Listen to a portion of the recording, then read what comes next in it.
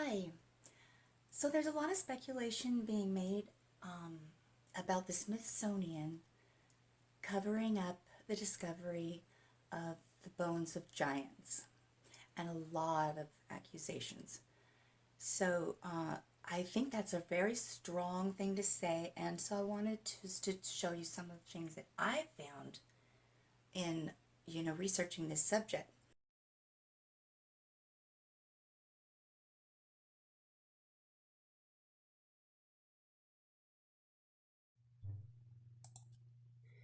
If you're going to study giants in North America, eventually you will have to research the rumor that the Smithsonian was in charge of collecting all the giant bones when they were first being discovered and then lost all of them, only to now deny the existence of a mound builder culture existing in North America. After John Wesley Powell's trip down the Colorado River in 1869, the land was coveted, and his agenda, along with many others in charge at the time, was a racist move.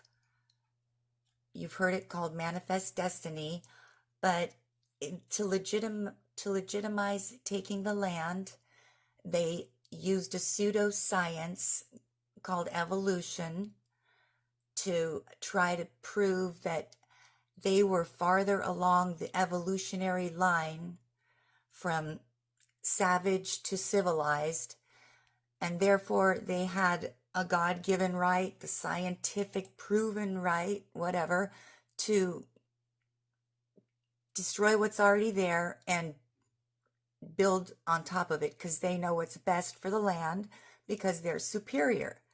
So this is who Smithsonian, and not just Smithsonian, okay, there's Lake Powell, there's mountain, it's named after him. John Wesley Powell went to college for 7 years and was never able to attain a single degree in anything he studied. Okay? In 1879, the Bureau of Ethnology was created, and he was made the first director. It was established by Congress, and he held that position from 1879 until his death in 1902.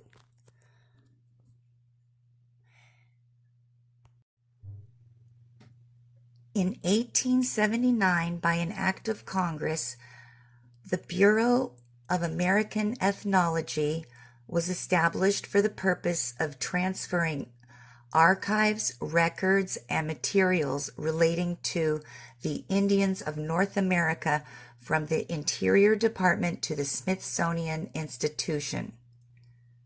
And that from the start, the Bureau's visionary founding director was John Wesley Powell. And he was promoted to a broader mission, which was to organize anthropologic research in America. This one single person. So when they say that all the things that were transferred to him, the archives, records, and materials, that means everything. That especially means bones. Okay? So not only did he get everything, and he's in charge now of organizing it all, he has he hasn't, as far as I'm concerned, he doesn't have any education. I mean, you can go to college for 7 years and get bad degrees. That doesn't mean you got an education. I mean, can I see his report card? Anyways, that's not the point. The point is, he had a lot of power. Not only did he get all of the archives, records, and materials, including bones, that had ever been from the beginning of white people getting here until that time. He was also in charge of them bringing bones from any discoveries that were being made of giant bones. There's documentation of the Smithsonian taking bones, but they lost all of them.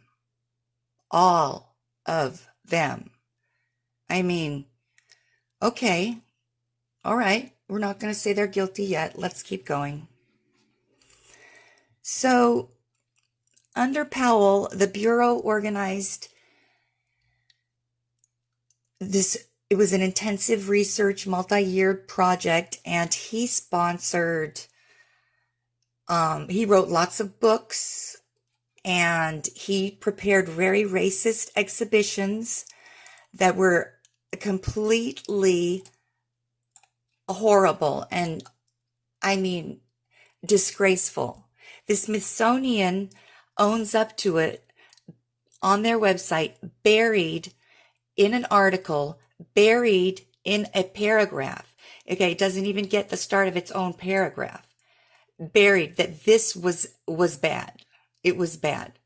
And it showed actual people just as complete savages and primitives, unable to speak, and it was just a big shit show, okay? In 1965, the Bureau of Ethnology merged with the Smithsonian Department of Anthropology to form the Smithsonian Office of Anthropology in the United States, which is now the Department of Anthropology. Okay, and in 1968, the Smithsonian Archives become the National Anthropological Archives. So this is where you want to call to find out where the giant bones are, and I suggest everyone call them. Okay? Everyone. Hey, the more people that ask, and that's where you call. So, okay, let's go on. Okay, the Bureau, they call it the BAE, the Bureau of American Ethnology. At the time that it was founded, there was intense controversy over the identity of the mound builders. And that's the term they use for the prehistoric people who built the monuments or the earthworks. And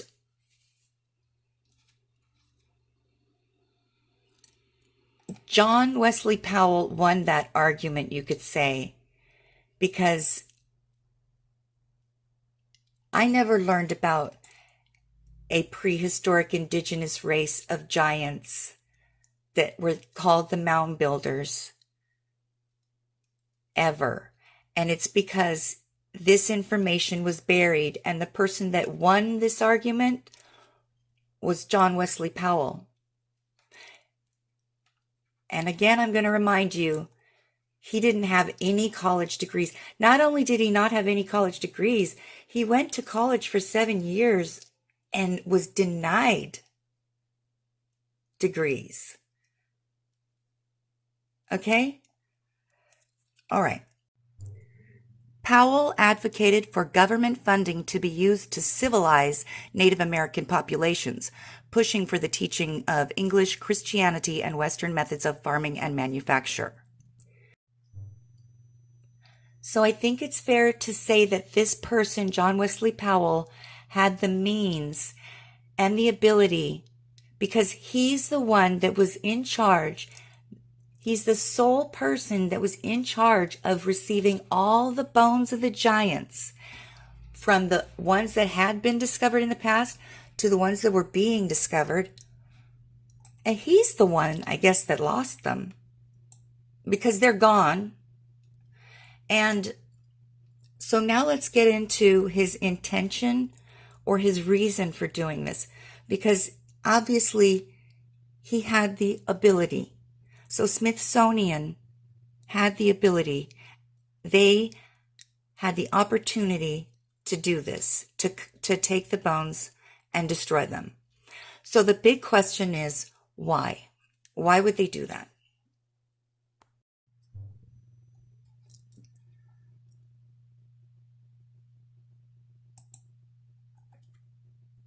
In the first annual report of the Bureau of Ethnology to the Secretary of the Smithsonian Institution. Remember, these two things merge eventually. They're pretty much one and the same. This is by J.W. Powell, the director, and I mean the sole director. He was in charge all by himself to do whatever he really wanted. He had the ability to do that and the power. I'm not going to go through this entire, I don't know what you want to call it, writings by J.W. Powell. I'm sure it's a great read. Let's get into this chapter here on limitations to the use of some anthropologic data by J.W. Powell.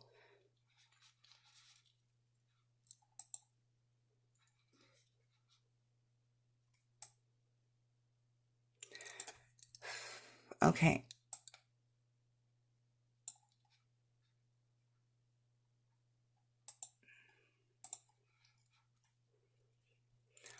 So the first part is archaeology. And I'm going to read some of it word for word, and then I'm not going to probably get very far before I have to make comments. Investigations in this department are of great interest and have attracted... Okay, I'm going to already summarize. So he's saying, archaeology is very interesting. However,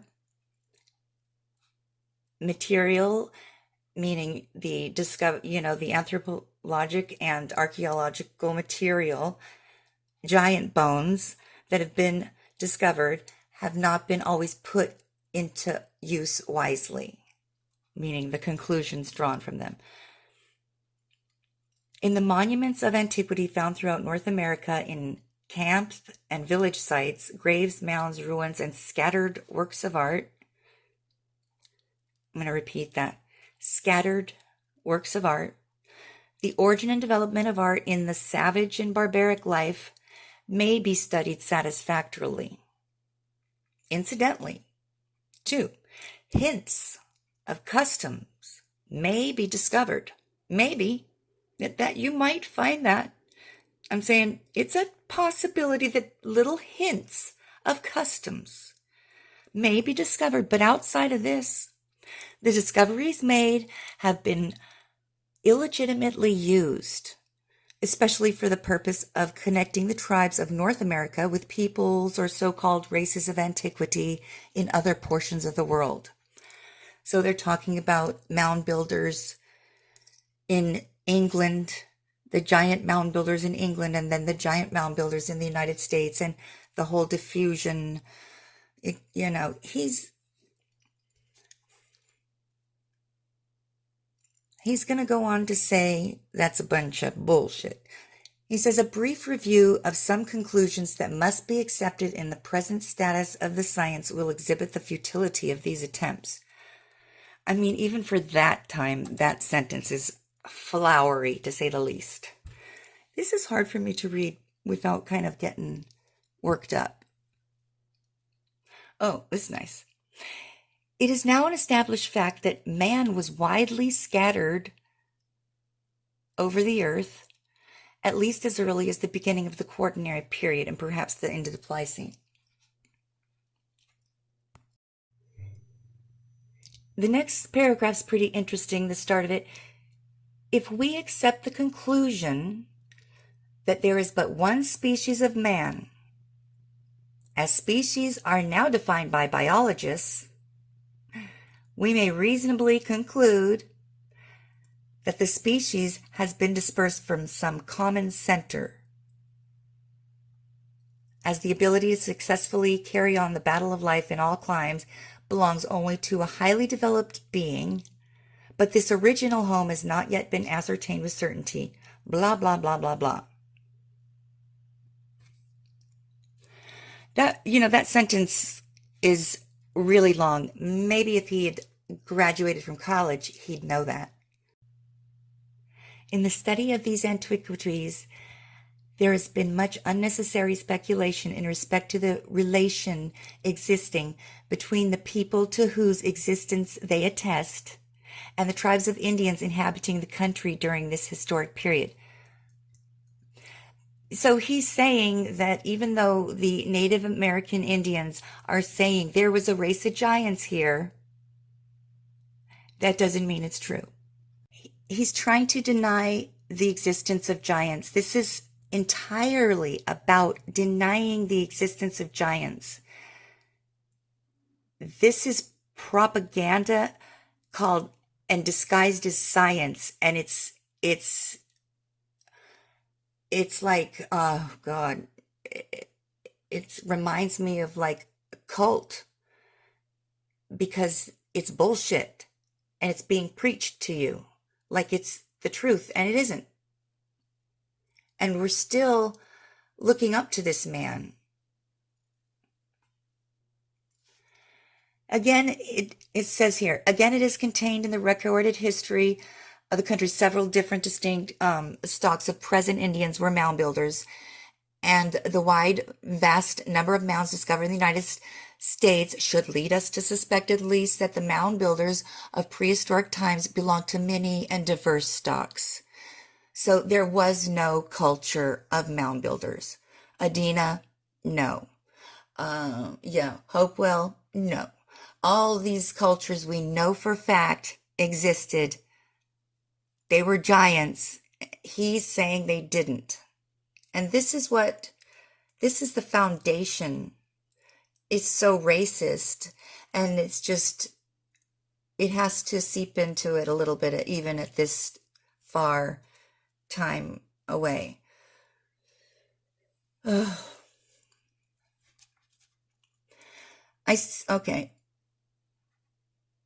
Okay. With the limitations thus indicated, the identification of mound-building people as a distinct tribe is a legitimate study, but when we consider the further fact now established that arts extend beyond the boundary of linguistic stocks, the most fundamental divisions we are able to make of the people of the globe, we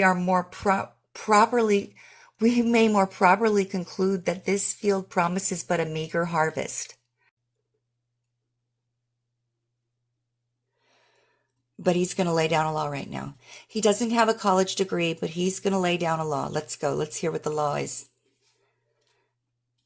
Hence, it will be seen that it is illegitimate to use any pictographic matter of a date anterior to the discovery of the continent by Columbus for historic purposes. But it has a legitimate use of profound interest, as these pictographs exhibit the beginning of written language and the beginning of pictorial art.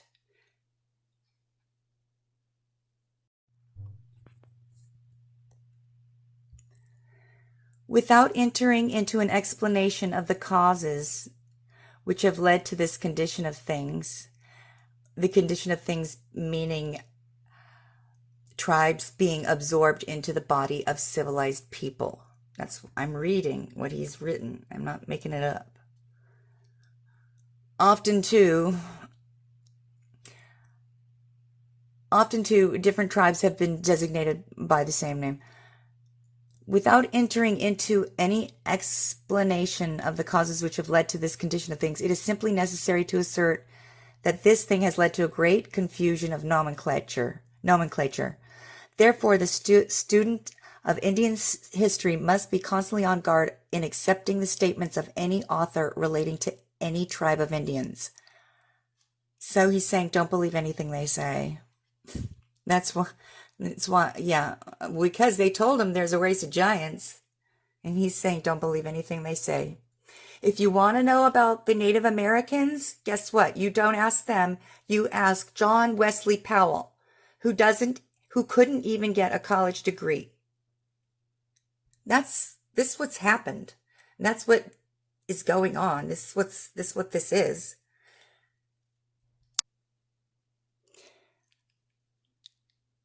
The particular line which connects man with the lowest forms through long successions of intermediate forms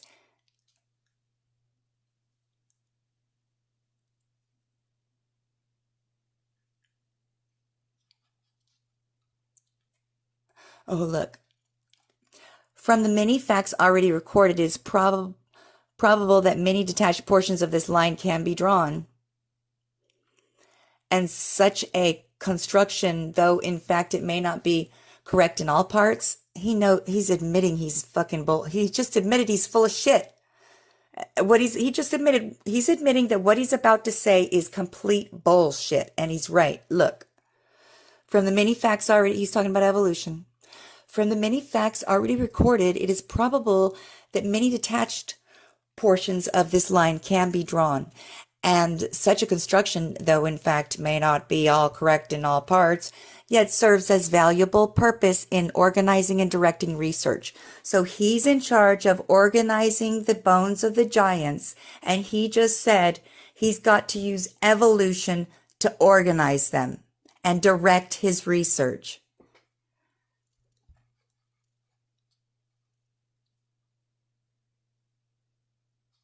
The truth of error of such hypothetic genealogy in no way affects the validity of the doctrines of evolution in the minds of scientific men, but on the other hand, the value of the tentative theory is brought to final judgment under the laws of evolution. He's talking about giants.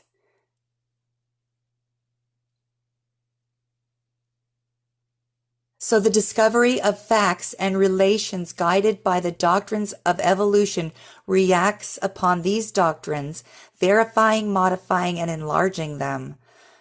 Thus it is, while the doctrines lead the way in new fields of discovery, the new discoveries lead again to the doctrines increase knowledge. Wider philosophy increases knowledge. It is a test of philosophy that leads to the discovery of facts, and the facts themselves can only be known as such.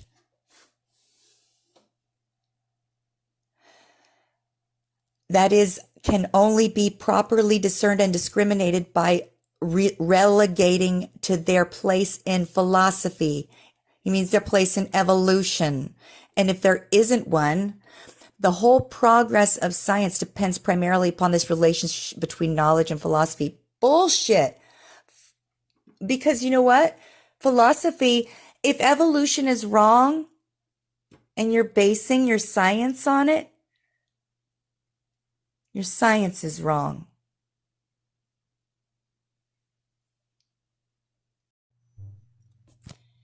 The knowledge of the simple and uncompounded must precede the knowledge of the complex and compounded. That the latter may be rightly explained is an axiom well recognized in biology, and it applies equally well to philology. So basically he's saying if it doesn't fit into the agenda, throw it out. These Indians have not been demoralized mentally or physically by the immigrants, but have made great progress towards civilization. Ethnology is the branch of anthropology that deals with races and peoples, their relations to one another, their origins, and their distinctive characteristics.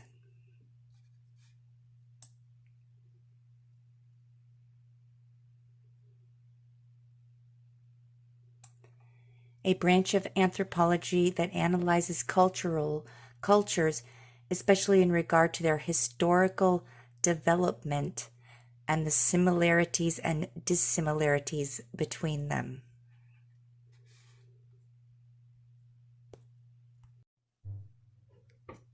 To make it clear, John Wesley Powell, not only was he denied a college degree after studying for 7 years in a college, but evolution was the core to his belief system.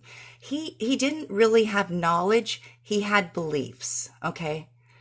And his belief in evolution was very strong, and it drove all of his assumptions about what he thought science was. And he thought that science was a fact that evolution, that all humans are on the same evolutionary path from barbaric to civilized, from barbaric to savage to civilized, and he was of the utmost civilized in his own mind. He was at the top of the evolutionary line, and so everyone, he saw everyone else, every other race, as below his. He was better than everyone else. And if you're not on that line, that evolutionary line, then you don't belong.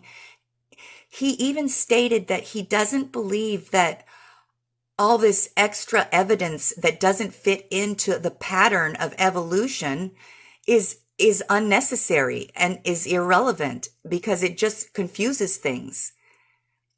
So he had an agenda to make history, the human history, into a single race of humans that were on the exact same development, all leading up to this evolutionary enlightenment that he was.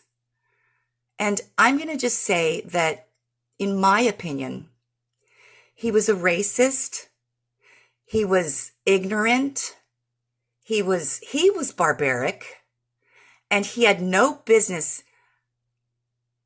starting up any kind of educational teachings